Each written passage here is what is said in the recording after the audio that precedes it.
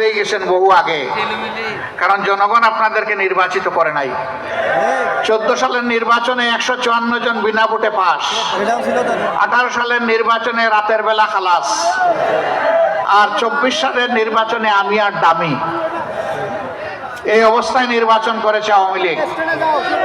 দলীয় প্রার্থী দিয়েছে দলের নামে, আর দলের লোকদেরকে বানিয়েছে স্বতন্ত্র প্রার্থী, ডামি প্রার্থী।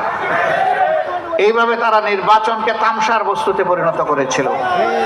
আমাদের দেশে যে সমস্ত যুবক যুবতীর বয়স হয়েছে 28 থেকে 30 বছর, তারা তিনটি নির্বাচন পেয়েছিল উপযুক্ত বয়সে, কিন্তু একটি ভোট দিতে পারে নাই।